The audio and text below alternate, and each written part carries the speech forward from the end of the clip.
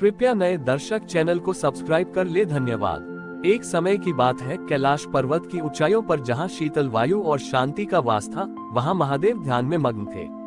उसी समय देवलोक में एक विचित्र समस्या उत्पन्न हो गई। इंद्रदेव के नंदन कानन में एक ऐसा पौधा उगा था जिसके पुष्पों से निकलने वाली सुगंध देवताओं को विचलित कर रही थी। वह सुगंध इतनी तीव्र थी कि जो भी उससे सूंघता वह अपने कर्तव्य और मर्यादा को भूलकर केवल आमोद प्रमोद में खो जाता। धीरे धीरे स्वर्ग की व्यवस्था बिगड़ने लगी और देवता अपनी शक्तियों का संतुलन खोने लगे। चिंतित होकर देवराज इंद्र और अन्य देवता माता पार्वती की शरण में पहुंचे। माता ने स्थिति को समझा और महादेव के पास जाने का सुझाव दिया। जब महादेव ने अपनी आंखें खोली तो उन्होंने देवताओं के चेहरे पर छाए उस व्याकुलता को देखा। महादेव जानते थे कि सृष्टि के संतुलन के लिए मोह और आसक्ति पर नियंत्रण अनिवार्य है। उन्होंने अपनी जटाओं से एक पवित्र जल की बूंद निकाली और उसे उस पौधे के पास भेजने का निश्चय किया। महादेव ने नंदी को बुलाकर उन्हें एक विशेष पात्र दिया और कहा कि इसे उस पौधे की जड़ों में अर्पित कर दे। जैसे ही वह पवित्र जल उस पौधे की मिट्टी में मिला, उसकी सुगंध का स्वभाव बदल गया। अब वह गंध विचलित करने वाली नहीं, बल्कि एकाग्रता और वैराग्य जगाने वाली बन गई थी। देवताओं के मन से वह व्याकुलता समाप्त हो गई और वे पुनः अपने धर्म के मार्ग पर लौट आए। देवताओं ने जब महादेव से इस परिवर्तन का रहस्य पूछा, तब शिव ने मंद मुस्कान के साथ कहा कि संसार में कोई भी वस्तु स्वयं में बुरी या अच्छी नहीं होती, ये केवल उसके प्रति हमारी दृष्टि और उसके उपयोग पर निर्भर करता है। जो गंध पहले मतिभ्रम कर रही थी, वही अब ध्यान का आधार बन गई थी। महादेव के इस ज्ञान को पाकर सभी देवताओं ने उन्हें नमन किया और कैलाश एक बार फिर शांति और दिव्यता से भर उठा।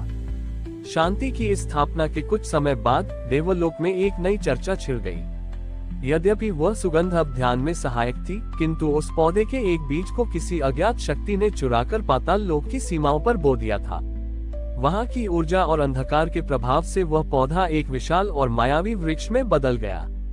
उसकी शाखाएं पाताल से लेकर पृथ्वी की सतह तक फैलने लगी। इस वृक्ष की छाया में जो भी आता, वह गहरी निद्रा में चला जाता और अपनी सुध बुद्ध खो बैठता। जब ये समाचार कैलाश पहुंचा, तो माता पार्वती ने महादेव से पूछा कि क्या ये भी सृष्टि के किसी नए संतुलन का हिस्सा है। महादेव ने अपनी शांत दृष्टि उस दिशा में डाली और बताया कि प्रकृति में जब कोई शुभ तत्व गलत हाथों या गलत स्थान पर पहुंचता है, तो वह बंधन का कारण बन जाता है। अब समस्या ये थी कि उस वृक्ष को नष्ट करना संभव नहीं था, क्योंकि वह महादेव के ही पवित्र जल के अंश से विकसित हुआ था। उसे केवल रूपांतरित किया जा सकता था। महादेव ने इस कार्य के लिए अपने गणों को नहीं, बल्कि एक साधारण भक्त की पुकार का उपयोग करने का निर्णय लिया। पृथ्वी पर एक निस्वार्थ बालक था जो वर्षों से महादेव की सेवा में लीन था। महादेव ने उसे स्वप्न में दर्शन दिए और उसे उस मायावी वृक्ष के पास जाकर शिव पंचाक्षर मंत्र का जाप करने को कहा। वह बालक बिना डरे पाताल की उन सीमाओं पर जा पहुंचा जहां अंधकार का साम्राज्य था। जैसे जैसे उसके मुख से मंत्र की ध्वनि गूंजने लगी, उस वृक्ष की छाया का प्रभाव बदलने लगा। धीरे धीरे वह विशाल वृक्ष सिकुड़ने लगा और अंततः एक दिव्य रुद्राक्ष के वृक्ष के रूप में परिवर्तित हो गया। उसकी तामसी ऊर्जा समाप्त हो गई और वह स्थान एक तपोभूमि बन गया। महादेव ने सिद्ध किया कि भक्ति की शक्ति से सबसे कठिन बंधन को भी कल्याणकारी बनाया जा सकता है। देवताओं और असुरों दोनों ने ही इस अद्भुत लीला को देखकर यह समझा कि महादेव की कृपा जहां कठोरता को मिटाती है, वहीं वे अपने भक्तों के माध्यम से संसार का मार्गदर्शन भी करते हैं। कैलाश पर महादेव पुनः अपने मौन में लीन हो गए, जबकि संसार में उनके नाम की महिमा और अधिक गहरी हो गई। जैसे जैसे उस स्थान पर भक्ति की ऊर्जा बढ़ने लगी, वहां से एक अद्भुत प्रकाश की किरण निकली जो सीधे कैलाश के शिखर को स्पर्श करने लगी। इस प्रकाश के साथ ही उस रुद्राक्ष के वृक्ष से एक दिव्य फल गिरा, जो सामान्य रुद्राक्ष से बिल्कुल भिन्न था। वह फल पारदर्शी था और उसके भीतर एक ज्योति निरंतर प्रज्वलित रहती थी। इस अनोखे फल को देखकर नंदी और अन्य गण विस्मय में पड़ गए। वे सोचने लगे कि आखिर इस ज्योतिर्मय फल का उद्देश्य क्या है।